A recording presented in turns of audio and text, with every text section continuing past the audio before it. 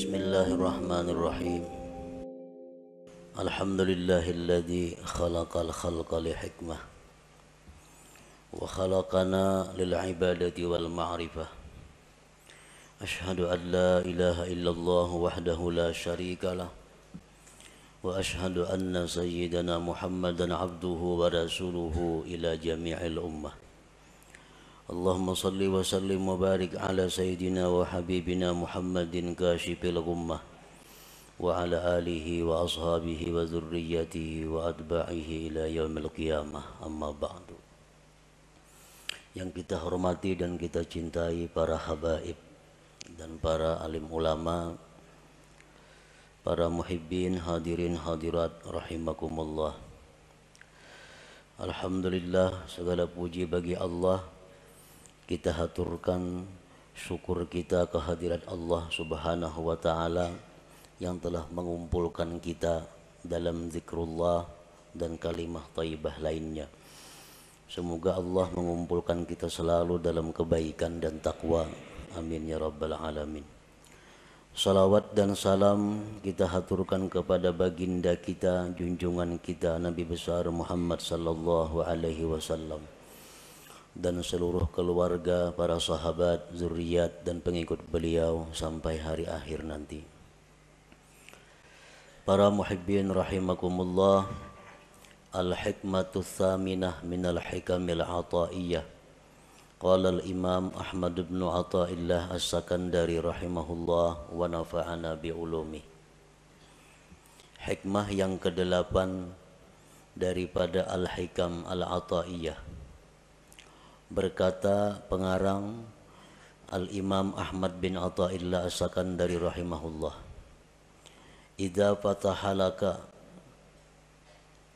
wijhatan minat ta'arruf fala tubali ma'aha an qalla amaluk fa innahu ma fatahaha alayka illa wa huwa yuridu an yata'arrafa ilaik. Alam ta'lam anna ta'arrufa huwa muriduhu alaik wal a'malu anta muhdiha ilaih wa aina ma tuhdihi ilaih mimma huwa muriduhu alaik. Artinya, apabila Allah membukakan bagi engkau satu pintu daripada ma'rifah,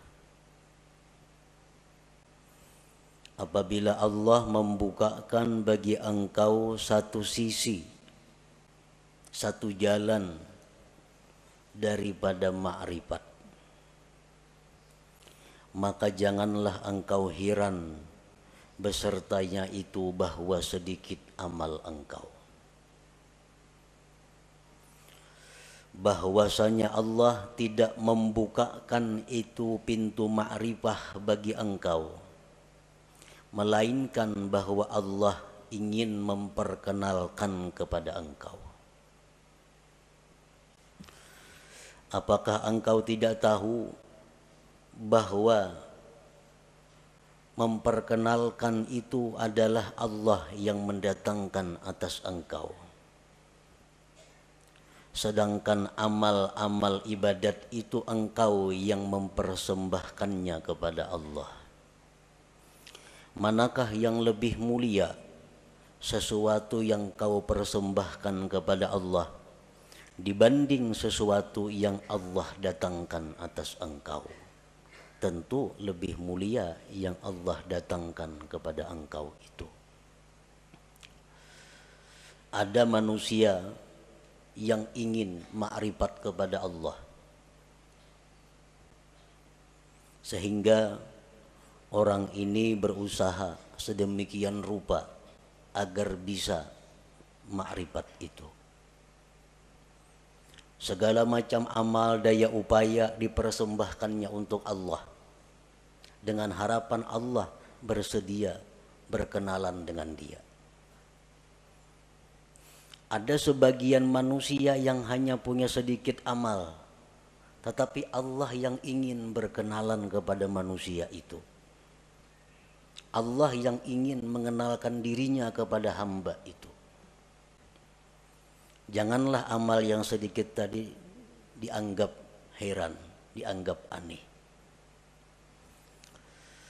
Manakah antara dua itu yang lebih mulia, yang lebih afdal? Tentu yang Allah ingin memperkenalkan dirinya kepada hambanya tadi, itu yang lebih utama.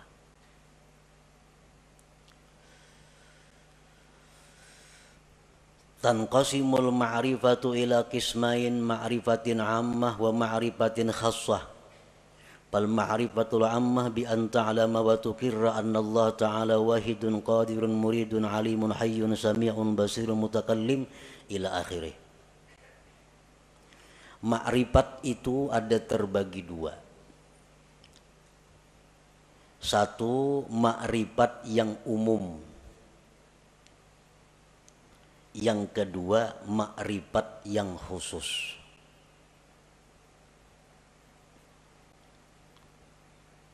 Dalam istilah lain ada yang menyebut ada ma'rifat itu ilmiah, ada ma'rifat itu dzauqiyah. Bermula ma'rifat yang umum itu bahwa engkau mengetahui dan mengakui, meyakini bahwa Allah Ta'ala itu esa, kuasa, berkehendak, mengetahui, hidup, mendengar, melihat, berkata-kata, seterusnya. Nah, ini dinamakan adalah ma'rifat ammah, ma'rifat yang umum. Kita tahu, kita mengetahui, meyakini, mengakui bahwa Allah esa.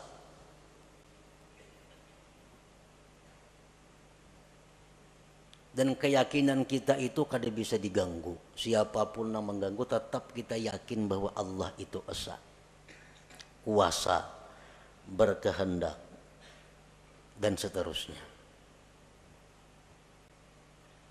Nah, ini disebut ma'rifat umum. Wa tahsulu hadhil ma'rifah bitta'allum wa tafakkur wal istidlal, dan ma'rifat umum ini didapat dengan belajar, tafakkur, dan mencari dalil. Inilah ma'rifat yang dimaksud dengan awwaluddin ma'rifatullah. Awal agama itu adalah ma'rifat kepada Allah. Nah, ma'rifat umum ini maksudnya. Dan setiap orang yang beriman mempunyai ma'rifat umum ini. Setiap orang yang beriman mengetahui, meyakini bahwa Allah bersifat dengan sifat kesempurnaan, kebesaran, dan keelokan. Maha suci Allah bersifat kekurangan, aib, dan celah. Itu sudah setiap orang beriman. Mereka sudah punya ma'rifat yang umum ini. Wal ma'rifatul khassah, nah ma'rifat khusus. Ma'rifat khusus inilah yang dikatakan oleh para ulama sufi. Inna fid dunya jannatan man dakhalaha lam yashtaq ila jannatil akhirah ala wahiyya ma'rifatullahi ta'ala. Di dalam dunia ini ada surga. Di dalam dunia ini ada surga. Siapa yang masuk ke dalam surga itu, dia tidak ingin lagi kepada surga akhirat. Surga apakah yang ada di dunia itu? Ialah ma'rifatullah, ma'rifat kepada Allah. Nah, ini ma'rifat khassah, ma'rifat dzauqiyah ngarannya, bukan ma'rifat ammah tadi. Apa yang dikatakan oleh Al-Habib Al-Qutub Abu Bakar Al-Adani Al-Idrus, man arafallah safalahul aish wa tabat lahul hayat. Barang siapa yang ma'rifat kepada Allah, maka hidupnya dipenuhi dengan kebahagiaan dan kesenangan. Nah, ini ma'rifat yang khassah ini maksudnya. Ma'rifatullah yang khusus ini.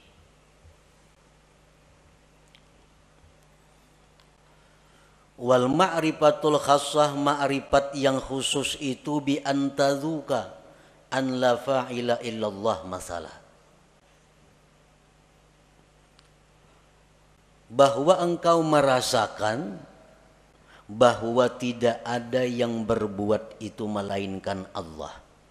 Contohnya itu umpamanya.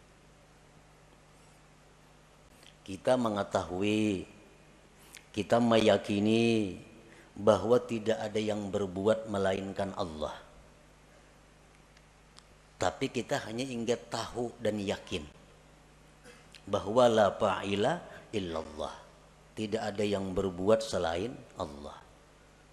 Yang lainnya kada punya daya upaya. Itu kita tahu dan mengakui itu. Tapi kita belum merasai, belum merasa. Ma'rifat khassah ini adalah orang yang sudah merasa. Orang yang sudah merasa bahwa tidak ada yang berbuat itu selain Allah. Orang yang tahu bahwa madu itu manis. Nya yakin bahwa madu itu manis. Nah, ini sudah ma'rifat dengan madu. Tapi kalau orang yang sudah merasai kayak apa manisnya itu madu, nah ini ma'rifat khassah. Lain dengan orang yang hanya sekedar tahu.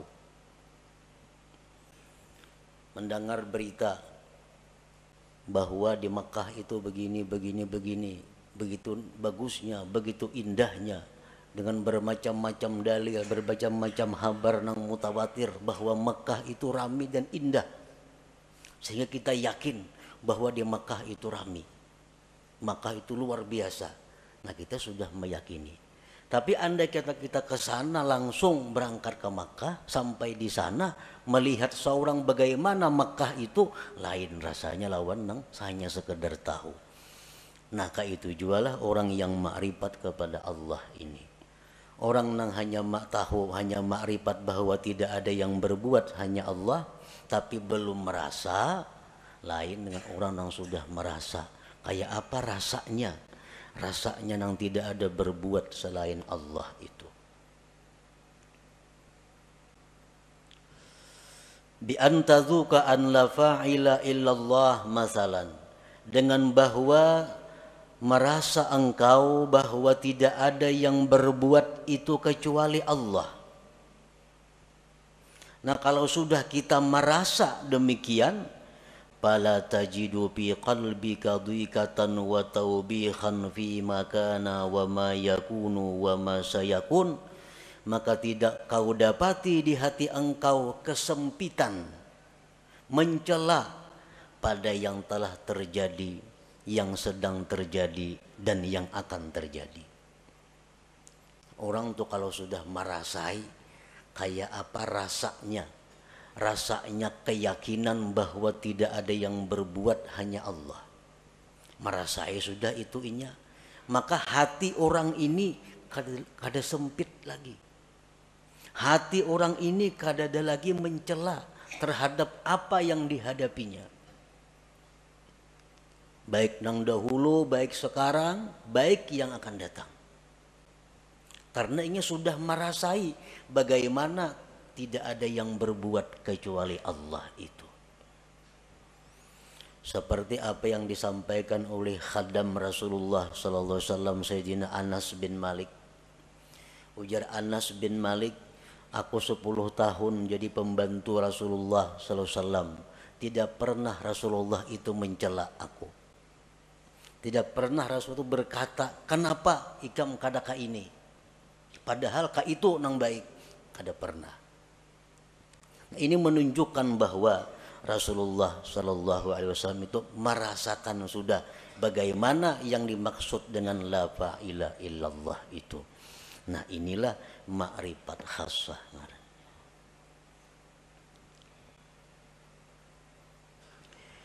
Wa yumkinu ayyarqal insan ila sa'idi hadhil ma'rifah min ahadi tariqain la thalitha lahuma. Kita bisa mendapatkan ma'rifah khassah ini melalui 2 jalan. Tidak ada jalan ketiga. kayak apa kita supaya bisa merasai nang keyakinan kita la ilaha illallah. Jangan hanya sekadar habar, jangan hanya sekadar yakin mengakui, tapi rasai. Nah, rasai kayak apa? Yang tidak ada berbuat kecuali Allah itu. Nah, supaya bisa merasai itu ada dua jalannya. Yang pertama disebut tariqul hidayah wal inabah. Yang kedua disebut tariqul ijtiba wal istifa. Ada jalan hidayah dan inabah, ada jalan ijtiba dan istifa. Nah, hanya dua jalan itu.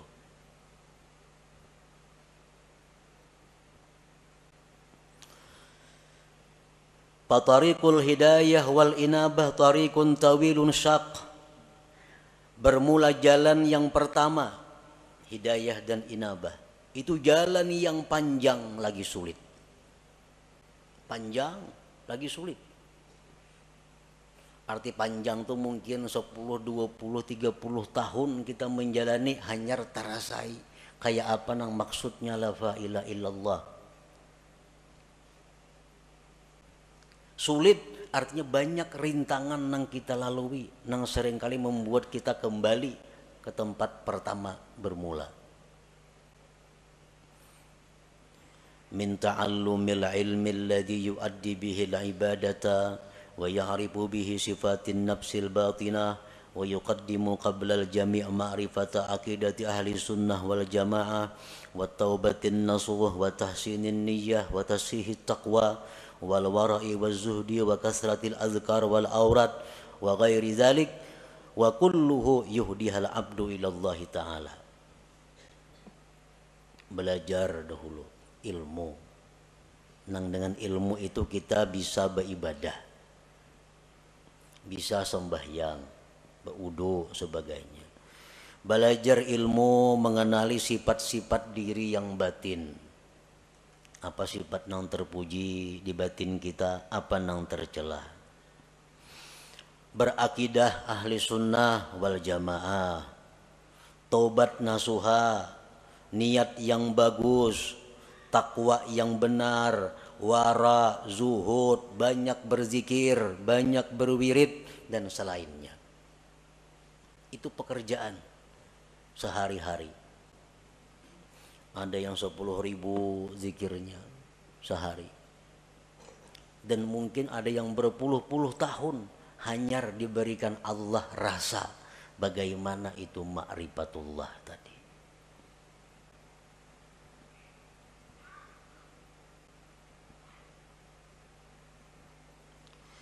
Wa ammat tariqus tsani, adapun jalan yang kedua, tariqul ijtiba wal istifa. Fayakunul bad'u minallah ilal abdi. Jalan yang kedua ini adalah jalan di mana Allah yang ingin menariknya. Jalan pertama tadi si hamba nang baka hendak. Kisahnya si hamba nang hendak ma'rifat lalu inya beribadah, beramal, berguru.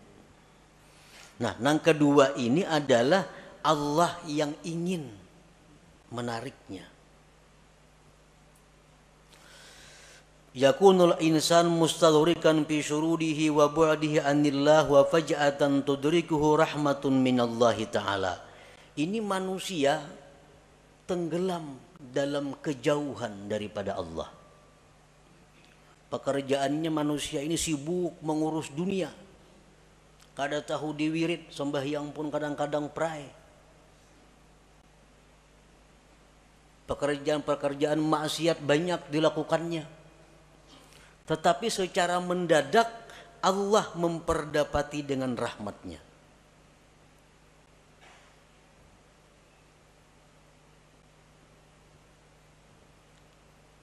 Begitu Allah memberikan rahmat kepada orang ini, maka orang ini langsung dirasakan Allah bagaimana rasanya ma'rifat kepada Allah itu.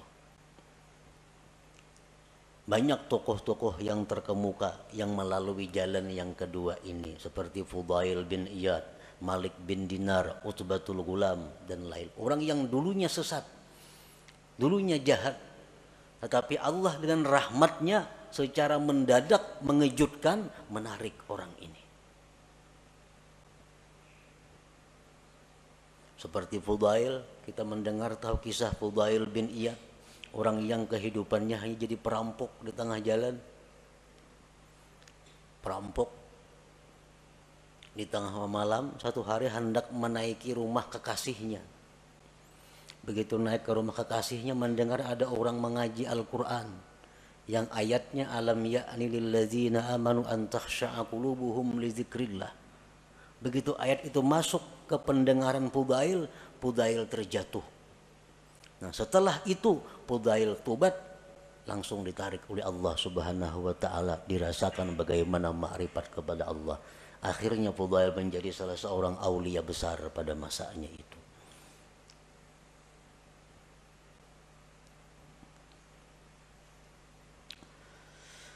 Allah menarik orang ini lisababin minal asbab allati qad la ya'lamuha illallah. Allah menarik orang ini karena ada sebab yang kadang-kadang sebab itu hanya diketahui oleh Allah.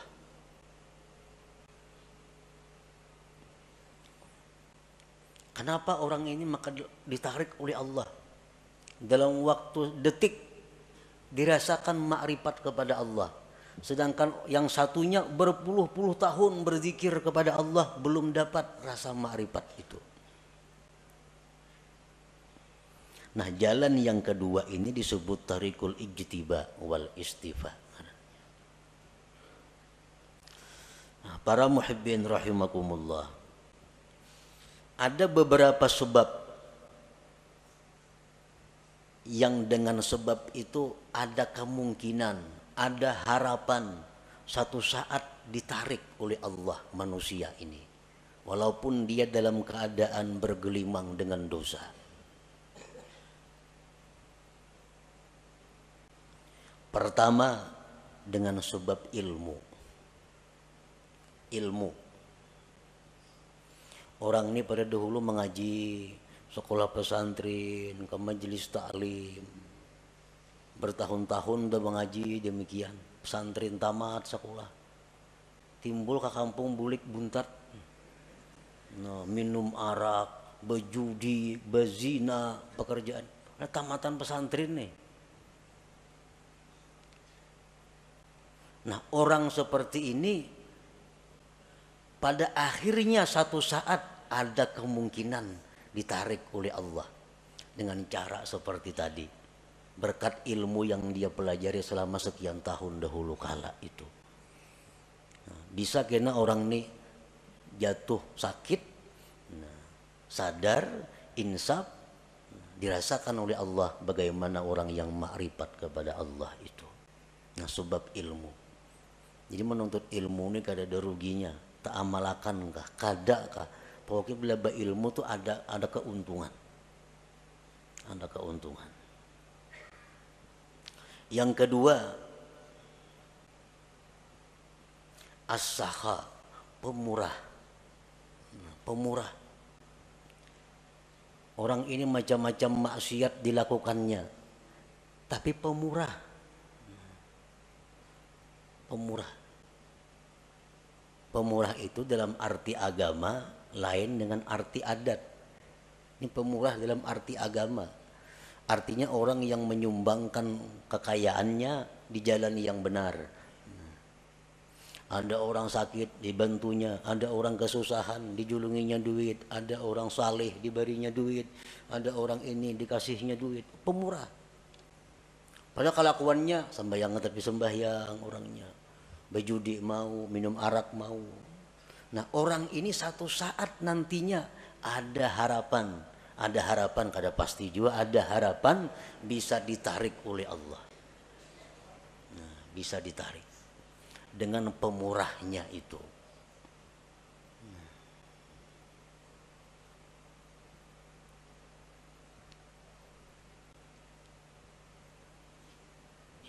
Yang ketiga, al-adlu, adil. Ini seorang pejabat. Seorang pejabat ini bergelimang dengan dosa.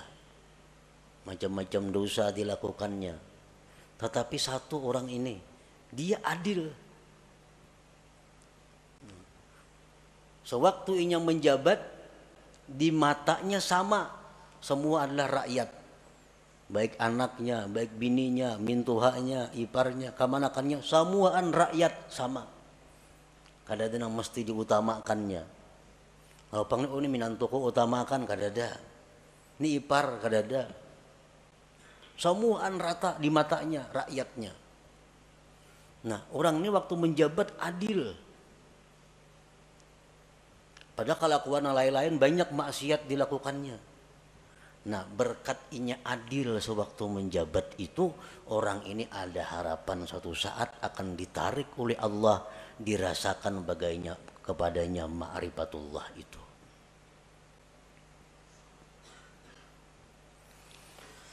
Rasulullah sallallahu alaihi wasallam bersabda, tajawazu an dzambis sakhi wa zallatil alim wa satwatis sultanil adil fa innallaha akhadha bi yadihim kullama asara asirun minhum, akhrajahul khatib.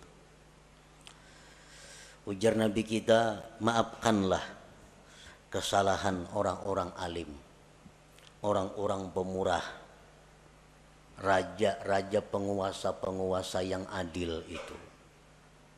Karena Allah memegang tangan mereka.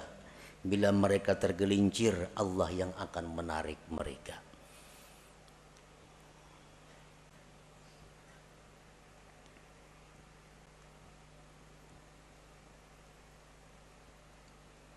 Yang keempat, suhbatus salihin.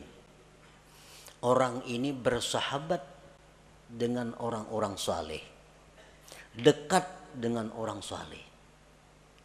Padahal kelakuannya bila cerita pisah orang saleh macam-macam. Tapi nya dekat dengan orang saleh. Ada orang saleh di sana, kenal, dekat lawan inya. Ada orang saleh di ujung sana, kenal, dekat lawan inya.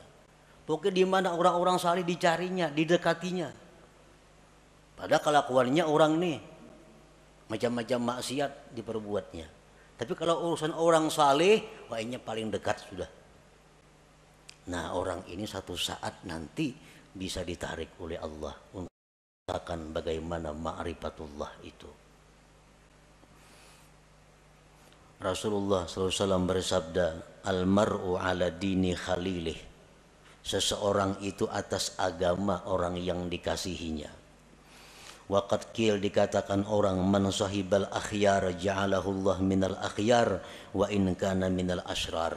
Orang yang dekat dengan orang baik itu akan dijadikan Allah dia orang baik sekalipun dulunya orang yang jahat.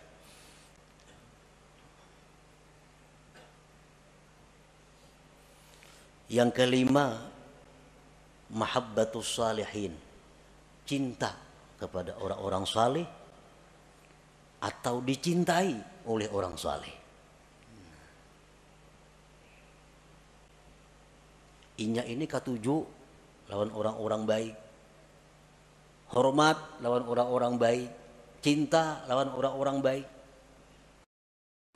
Atau orang ini kada tahu manahu, cuma orang-orang saleh katuju lawan inya. Nah, orang-orang ahli zikir katuju lawan inya. Orang-orang ahli salawat katuju lawan inyan itu, dikatujui oleh orang-orang baik. Nah, maka orang itu ada harapan nantinya akan ditarik oleh Allah Subhanahu wa ta'ala. Selanjutnya lagi, kasratus salah ala Nabi sallallahu alaihi wasallam. Banyak bersalawat lawan Nabi. Orang ini pemabuk, penzina, penjudi, tapi dalail seminggu sehatam.